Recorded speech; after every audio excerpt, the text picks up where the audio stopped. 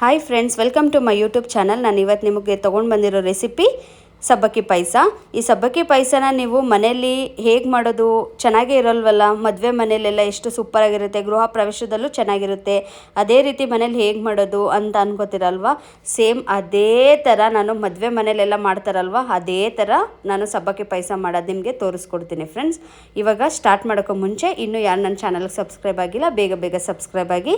Already subscribe ಆಗಿರೋರು bell icon click ಮಾಡೋದು ಮರಿಬೇಡಿ ಫ್ರೆಂಡ್ಸ್. ಇವಾಗ ಸ್ಟಾರ್ಟ್ ಮಾಡೋಣ. ನಾನಿಲ್ಲಿ ಸಬ್ಬಕ್ಕಿ ಪಾಯಸ ಮಾಡೋಕ್ಕೆ 1/2 kg ಸಬ್ಬಕ್ಕಿ ತಗೊಂಡು 5 to 6 hours ಮಿನಿಮಮ್ ನೆನೆಸ್ಬೇಕು ಫ್ರೆಂಡ್ಸ್. ನಾನಿಲ್ಲಿ 6 hours ನೆನೆಸಿದ್ದೀನಿ. ನೋಡಿ, ದಪ್ಪ ಸಬ್ಬಕ್ಕಿ ತಗೊಂಡಿಲ್ಲ, ನಾನು ನೈಲಾನ್ ಸಬ್ಬಕ್ಕಿ ಬರುತ್ತಲ್ಲ ಆ ಸಬ್ಬಕ್ಕಿ ತಗೊಂಡು ನಾನು 6 hours ನೆನೆಸಿದ್ದೀನಿ. ನೆನೆಸಿ ನೀರೆಲ್ಲ ಬೇರೆ ಮಾಡಿ ಸ್ಟೇನರ್ ಎಲ್ಲ ಇಟ್ಕೊಂಡಿದ್ದೀನಿ. 1/4 kg ಸಬ್ಬಕ್ಕಿಗೆ 1/4 kg ಸಕ್ಕರೆ ತಗೊಂಡಿದ್ದೀನಿ ನಾನು. ಒಂದ್ ಸ್ವಲ್ಪ ಗೋಡಂಬಿ, ಒಂದ್ ಸ್ವಲ್ಪ ಬಾದಾಮಿ, ಒಂದ್ ಸ್ವಲ್ಪ ದ್ರಾಕ್ಷಿ, ನಾನಿಲ್ಲಿ 100 ಗ್ರಾಮ್ ಅಷ್ಟು ಸಪ್ಪೆ ಕೋವ ತಗೊಂಡಿದ್ದೀನಿ. ಇದು ಆಪ್ಷನಲ್, ಬೇಕಂದ್ರೆ ಹಾಕೋಬಹುದು, ಇಲ್ಲ ಅಂತ ಅಂದ್ರೆ ಸ್ಕಿಪ್ ಮಾಡಿ. ಇದು ಹಾಕೋದ್ರಿಂದ ಪಾಯಸ ನಿಮ್ಗೆ ತುಂಬಾ ಕ್ರೀಮಿಯಾಗಿ ಟೇಸ್ಟ್ ಚೆನ್ನಾಗಿರುತ್ತೆ. ನಿಮ್ಗೆ ಬೇಡ ಅಂತ ಅಂದ್ರೆ ನೀವು ಇದನ್ನ ಸ್ಕಿಪ್ ಮಾಡ್ಕೊಳ್ಳಿ. ನಾನಿಲ್ಲಿ 1/2 ಲೀಟರ್ ಹಾಲು ತಗೊಂಡಿದ್ದೀನಿ, ಏಲಕ್ಕಿ ಕಾಯಿ ಪೌಡರ್, ತುಪ್ಪ ತಗೊಂಡಿದ್ದೀನಿ. ಇವಾಗ ನಾನು ಪಾಯಸ ಮಾಡಕ್ಕೆ ಒಂದು ಪಾತ್ರೆ ಇಟ್ಕೊಂಡಿದ್ದೀನಿ. ಈ ಪಾತ್ರೆಗೆ ನೋಡಿ ನಾನು ಇವಾಗ ಹಾಲು ಹಾಕ್ತಾ ಇದ್ದೀನಿ. ಹಾಗೇನೆ ನಿಮಗೆ ಗಟ್ಟಿ ಹಾಲಲ್ಲೇ ಪಾಯಸ ಬೇಕು ಅಂತ ಅಂದರೆ ನೀವು ಗಟ್ಟಿ ಹಾಲಲ್ಲೇ ಮಾಡ್ಕೊಳ್ಳಿ. ನಾನು ಇದಕ್ಕೆ ಕೋವಾ ಹಾಕ್ತಾ ಇರೋದ್ರಿಂದ ಈ ಹಾಲು ಪ್ಯಾಕೆಟ್ಗೆ ಸ್ವಲ್ಪ ನೀರು ಹಾಕಿ ಹಾಕೋತಾ ಇದ್ದೀನಿ. ಇವಾಗ ನೋಡಿ, ನಾನು ಇದಕ್ಕೆ ನೀರನ್ನು ಮಿಕ್ಸ್ ಮಾಡಿದ್ದೀನಿ. ಇವಾಗ ಒಂದು ಲಿಡ್ ಕ್ಲೋಸ್ ಮಾಡಿ ಇದು ಹಾಲು ಕಾಯೋಕ್ಕೆ ಬಿಡೋಣ. ಇವಾಗ ನೋಡಿ, ಹಾಲು ಕುದಿ ಬಂದಿದೆ. ಒಂದು ಕುದಿ ಬಂದರೆ ಸಾಕಿದು, ತುಂಬ ಹೊತ್ತೇನು ಕುದಿಸೋಕೆ ಹೋಗಬೇಡಿ. ಇವಾಗ ಒಂದು ಕುದಿ ಬಂದ ತಕ್ಷಣವೇ ಸ್ಟವ್ ಕಡಿಮೆ ಮಾಡಿಕೊಂಡು ನಾನಿವಾಗ ಸಬ್ಬಕ್ಕಿನ ಇದಕ್ಕೆ ಆ್ಯಡ್ ಮಾಡ್ತಾ ಇದ್ದೀನಿ. ನೀವು ಸಬ್ಬಕ್ಕಿನ ನೆನೆಸ್ಲೇಬೇಕು. ನೆನೆಸ್ಲಿಲ್ಲ ಅಂತ ಅಂದರೆ ಪಾಯಸ ಚೆನ್ನಾಗಿ ಬರಲ್ಲ, ಗಂಜಿ ಸಿಗೋಕೋಗ್ಬಿಡುತ್ತೆ ಪಾಯಸ, ಅಷ್ಟು ಟೇಸ್ಟ್ ಇರಲ್ಲ. ನೀವು ನೆನೆಸ್ತು ಅಂತ ಅಂದರೆ ಪಾಯಸನೂ ಚೆನ್ನಾಗಿ ಬರುತ್ತೆ, ಆಮೇಲೆ ಅಳ್ಳುತ್ತೆ ಚೆನ್ನಾಗಿ. ಇದು ಮಣಿ ಥರ ಚೆನ್ನಾಗಿ ಅಳ್ಳುತ್ತೆ ಫ್ರೆಂಡ್ಸ್. ಆಮೇಲೆ ಬೇಗನೆ ಬೇಯುತ್ತೆ, ನಿಮಗೆ ಟೈಮ್ ತಗೊಳ್ಳಲ್ಲ ಪಾಯಸ ಮಾಡಬೇಕಂದ್ರೆ. ಇವಾಗ ಇದು 5 minutes ಕುದೀಲಿ. ನೋಡಿ, ಇವಾಗ 5 ನಿಮಿಷದಿಂದ ಕುದೀತಾ ಇದೆ. ನಿಮಗೆ ಕಾಣಿಸ್ತಾ ಇದೆಯಾ ಎಷ್ಟು ಚೆನ್ನಾಗಾಗಿದೆ ಅಂತ ಹೇಳ್ಬಿಟ್ಟು? 5 ನಿಮಿಷ ಕುದಿಸಿದ್ರೆ ಸಾಕು, ಯಾಕಂದರೆ ನಾವು ತುಂಬ ಹೊತ್ತು ನೆನೆಸಿರ್ತೀವಲ್ವಾ. ಬರೀ 5 ನಿಮಿಷ ಸಾಕು ಫ್ರೆಂಡ್ಸ್. ಇವಾಗ ಇದನ್ನೇನು ಮಾಡೋಣ ಅಂತಂದರೆ, ಸ್ವಲ್ಪ ತಗೊಂಡು, ಇಲ್ಲಿ ನಾನು ನಿಮಗೆ ಕೋವಾ ತೋರಿಸ್ತೆ ಅಲ್ವಾ, ಈ ಕೋವಾನ ಡೈರೆಕ್ಟ್ ಹಾಕಬೇಡಿ, ಎಲ್ಲ ಗಂಟು ಆಗಿಬಿಡುತ್ತೆ.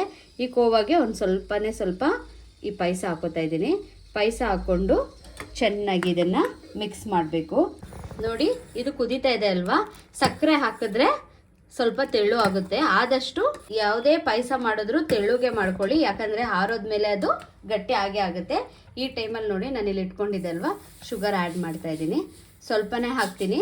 ಮತ್ತು ಸ್ವೀಟ್ ನೋಡಿ ನೀವು ಹಾಕ್ಕೋಬೋದು, ಯಾಕಂದರೆ ಸ್ವಲ್ಪ ಜನ ಜಾಸ್ತಿ ಸ್ವೀಟ್ ಇಷ್ಟಪಡ್ತೀರಾ, ಸ್ವಲ್ಪ ಕಡಿಮೆ ತಿನ್ನೋರು ಇರ್ತಾರಲ್ವ. ಅದಕ್ಕೆ ನಿಮ್ಮ ಅಳತೆಗೆ, ನಿಮ್ಮ ಟೇಸ್ಟ್ಗೆ ಯಾವ ಥರ ಬೇಕು ಆ ಥರ ಹಾಕ್ಕೊಳ್ಳಿ ನೀವು. ನೋಡಿ, ಎಲ್ಲ ಚೆನ್ನಾಗಿ ಮಿಕ್ಸ್ ಮಾಡಿದ್ದೀನಿ. ಇವಾಗ ನಾನು ಸಕ್ಕರೆ ಎಲ್ಲ ಹಾಕಿ ಚೆನ್ನಾಗಿ ಒಂದ್ಸಲ ಮಿಕ್ಸ್ ಮಾಡಿಬಿಟ್ಟು ಒಂದು ಕುದಿ ಬಂದರೆ ಸಾಕು, ಯಾಕಂದರೆ ಸಕ್ಕರೆ ಕರಗುತ್ತಲ್ವಾ, ಅಷ್ಟಾದರೆ ಸಾಕು. ಈ ಟೈಮಲ್ಲಿ ನಾನು ಇಲ್ಲಿ ನೋಡಿ, ನಾನು ಕೋವಾ ನೋಡಿ ಕ್ಲೀನಾಗಿ ಕಲಸಿ ಇಟ್ಕೊಂಡಿದ್ದೀನಲ್ವ, ಇದನ್ನು ಇದಕ್ಕೆ ಆ್ಯಡ್ ಮಾಡ್ತೀನಿ.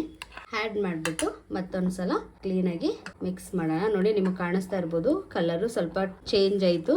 ಮತ್ತು ನೋಡಿ, ಪಾಯಸನೂ ಕ್ರೀಮಿಯಾಗಿ ಚೆನ್ನಾಗಿರುತ್ತೆ, ತಿನ್ನಕ್ಕಂತೂ ತುಂಬ ಟೇಸ್ಟಾಗಿರುತ್ತೆ. ಒಂದು ಕುದಿ ಬರಲಿ ಇವಾಗ ನೋಡಿ, ಒಂದು ಕುದಿ ಬಂದಿದೆ.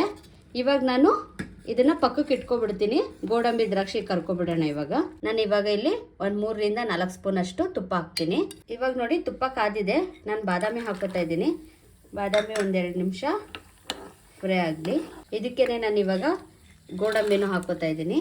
ಗೋಡಂಬಿ ಬಾದಾಮಿ 1-2 ನಿಮಿಷ ಚೆನ್ನಾಗಿ ತುಪ್ಪದಲ್ಲಿ ಫ್ರೈ ಮಾಡ್ಕೊಳ್ಳೋಣ.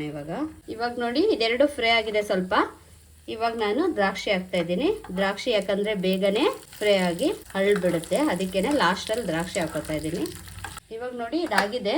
ನಾನು ಸ್ಟವ್ ಆಫ್ ಮಾಡ್ಕೊತೀನಿ. ಇವಾಗ ಇದನ್ನು ಪಾಯಸಕ್ಕೆ ಹಾಕೊಳ್ಳೋಣ. ಇವಾಗ ನೋಡಿ, ನಾನು ಇದನ್ನು ಪಾಯಸಕ್ಕೆ ಹಾಕ್ತಾ ಇದ್ದೀನಿ. ಪಾಯಸಕ್ಕೆ ಹಾಕಿದ್ಮೇಲೆ ಒಂದ್ಸಲ ಮಿಕ್ಸ್ ಮಾಡಿ,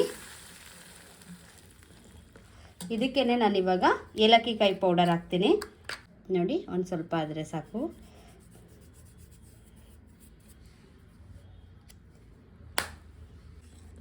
ಈಗ ಏಲಕ್ಕಿ ಕಾಯಿ ಪೌಡರು ಹಾಕಿದ್ಮೇಲೆ ಒಂದ್ಸಲ ಒಂದು ಕಡೆಯಿಂದ ಕ್ಲೀನಾಗಿ ಮಿಕ್ಸ್ ಮಾಡಿದ್ರೆ ಸೂಪರ್ ಆಗಿರೋ, ವೆರಿ ಕ್ವಿಕ್ಕಾಗಿ ಆಗೋವಂಥ ಸಬ್ಬಕ್ಕಿ ಪಾಯಸ ರೆಡಿಯಾಗಿದೆ. ಇವಾಗ ನಾನು ಇದನ್ನು ಸರ್ವ್ ಮಾಡ್ತಾಯಿದ್ದೀನಿ. ಇವಾಗ ನೋಡಿ ಕಂಪ್ಲೀಟಾಗಿ ನಾನು ಮಿಕ್ಸ್ ಮಾಡಿದ್ದೀನಿ. ಇವಾಗ ಈ ಬಿಸಿ ಬಿಸಿ ಸಬ್ಬಕ್ಕಿ ಪಾಯಸನ ನಾನು ಸರ್ವ್ ಮಾಡ್ತಾಯಿದ್ದೀನಿ. ನೋಡಿ ಎಷ್ಟು ಸೂಪರ್ ಆಗಿದೆ ಅಲ್ವಾ. ಇವತ್ತು ನಾನು ಮಾಡಿರೋ ಅಂಥ ರೆಸಿಪಿ ನಿಮ್ಮೆಲ್ರಿಗೂ ಇಷ್ಟ ಆಗಿರೋ ನೀವು ಒಂದು ಸಲ ಮನೇಲಿ ಟ್ರೈ ಮಾಡಿ ಫ್ರೆಂಡ್ಸ್. ಹೇಗಿತ್ತು ಅಂತ ಕಮೆಂಟ್ ಮಾಡೋದು ಮರಿಬೇಡಿ. ಹಾಗೆ ನನ್ನ ಚಾನಲ್ಗೆ ಸಪೋರ್ಟ್ ಮಾಡಿ.